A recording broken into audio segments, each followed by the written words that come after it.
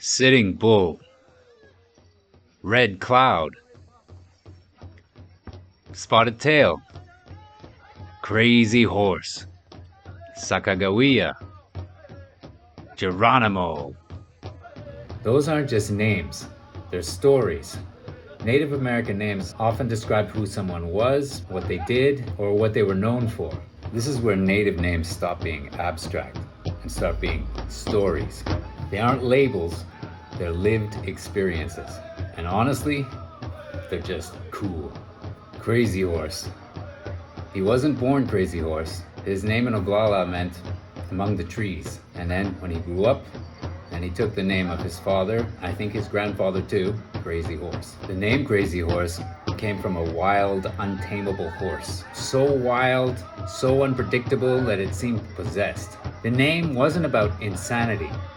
It meant untamed, powerful, impossible to control. Apparently his mom insisted on calling him Curly. I guess his hair. The man was quiet, intense, and he never submitted. I mean, this is a man who got shot in the face and survived.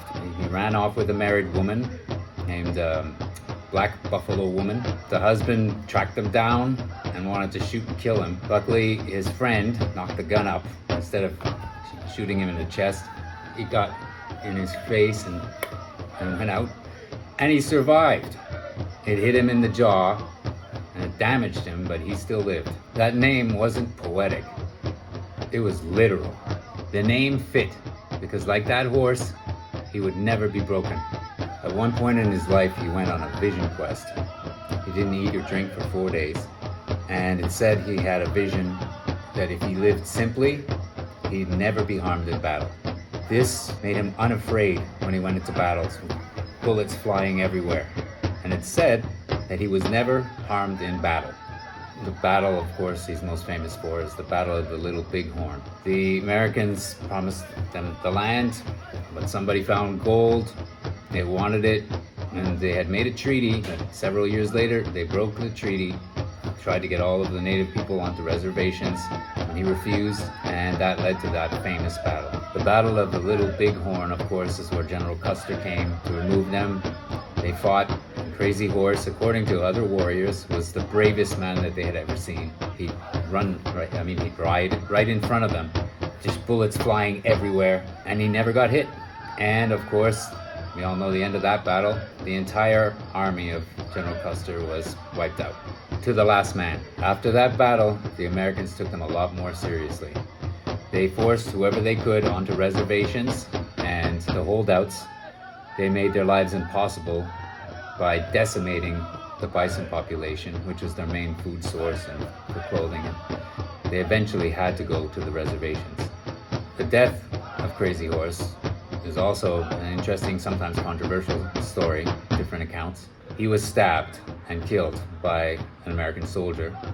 Most accounts say that his wife got sick and he wanted to take her to her parents. So he wanted to leave the reservation. The soldiers didn't want to let him. They fought, and then I guess he just tried to leave, and then a soldier bayoneted him through the back, through his kidney, and he later died from that wound. Now, one account says that he pulled out a knife and somehow stabbed himself in the back. I mean, really? Come on. The most widely accepted account is that he was bayoneted in the back by that soldier. Now, another interesting thing is right before the end, they took him inside and he's bleeding out, and then they offered him a cot and he refused. He turned it down. You stab me in the back? You give me a cot? No. And he died on the floor. He was defiant right to the end. Now, having been built over decades, there's this massive monument. Probably, if it's finished, it'll be the biggest monument in the world. The Crazy Horse Monument is carved into the side of a mountain. It's over 560 feet tall. I often wonder, in the future, if this whole world civilization goes up in smoke, some people in the future are there and they look, what's going to survive? Stone monuments will survive because they're made of stone. The pyramids in Egypt, thousands of years old, they're still here. So in the future, maybe Mount Rushmore, and then this huge monument. Maybe people will think they're our gods or something. Next we have Sitting Bull. He might just be the most famous one, him or Crazy Horse, of all of the natives that the world knows about right till now. As a boy, Sitting Bull was mocked for being slow and careful, not flashy. During his first battle, he showed extraordinary bravery and calm under pressure. He earned the name Sitting Bull, meaning someone immovable, resolute, unyielding, not charging blindly, not retreating, standing firm. His name reflected a leader who endured rather than dazzled. He was very calm under pressure, apparently. I've read in the book that I've been reading, he took his chair, sat down, fighting going on all around him, and smoked his pipe.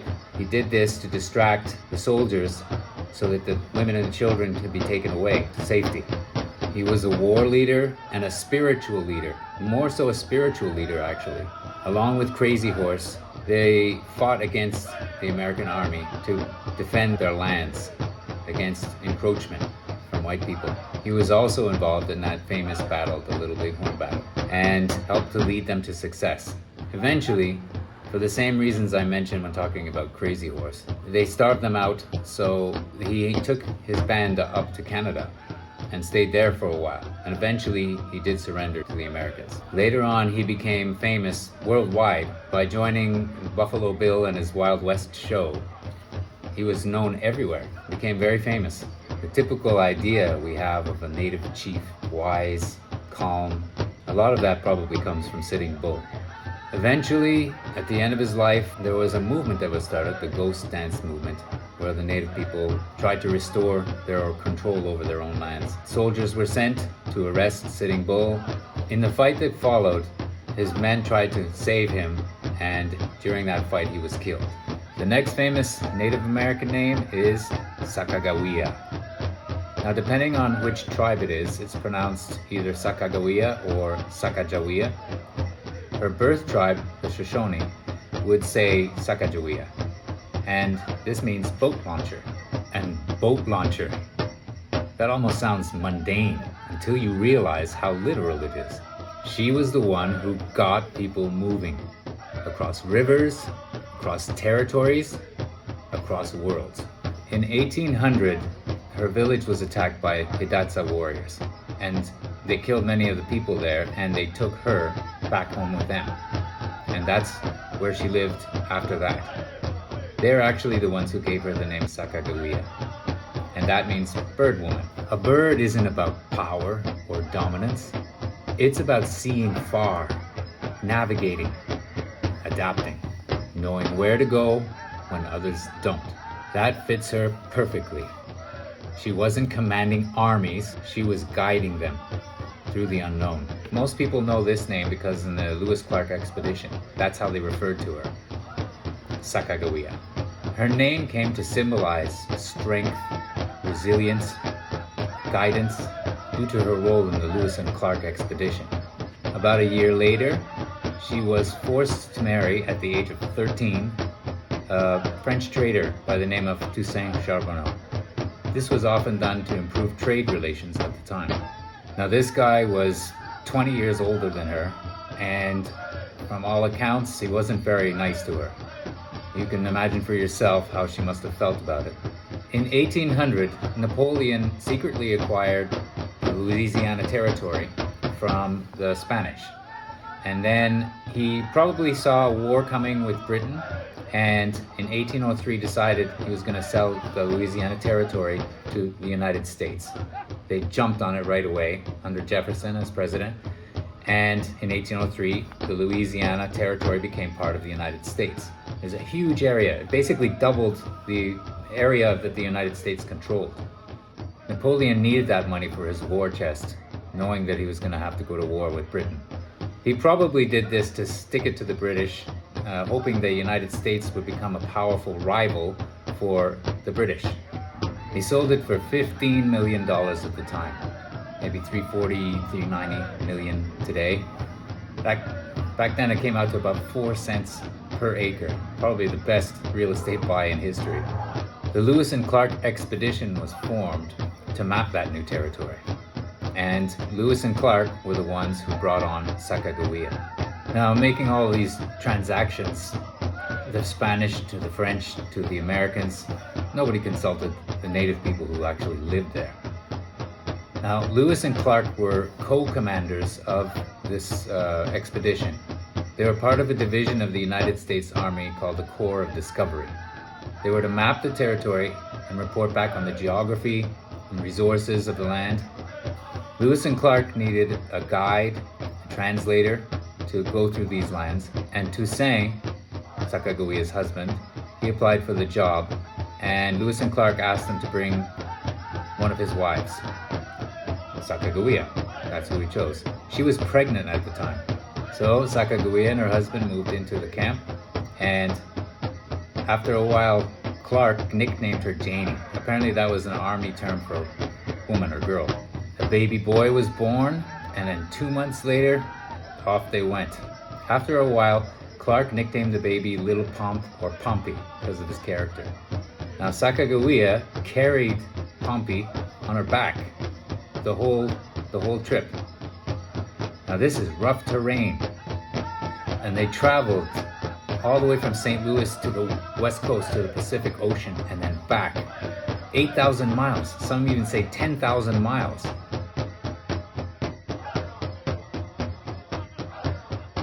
Her main job was as an interpreter.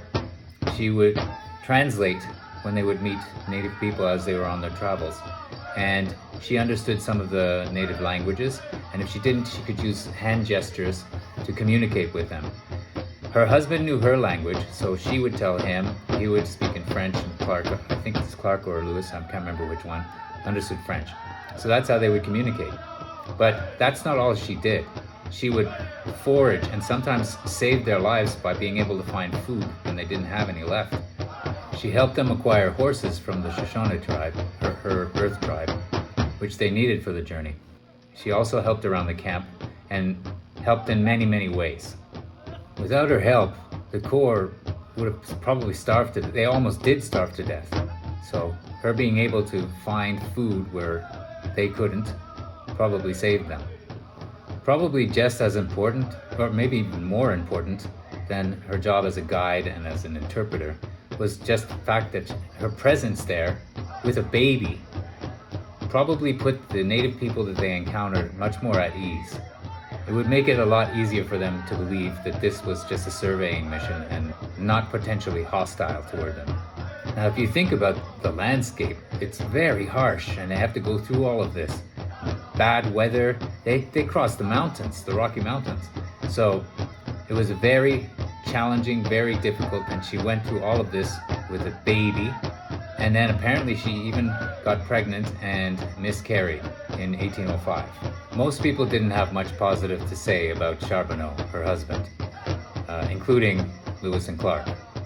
There's a story where they were on the boat and then there was a powerful gust of wind and he got frightened and almost capsized the boat. Some of the tools and equipment and papers fell into the water, and it was Sacagawea who jumped into the water and recovered them. And they were so happy about this that they actually named the river in her honor. Lewis and Clark admit they probably wouldn't have been able to make the journey without Sacagawea. When they reached the Pacific coast, apparently some of the group discovered a whale carcass on the beach, and she wanted to see this natural wonder. She had never seen something like that before, and she insisted that she wanted to go and see it. When the expedition finally ended, little Pompey was 18 months old. They returned to their Hidatsa village and stayed there for a while. Clark loved little Pompey so much that he wanted to adopt him.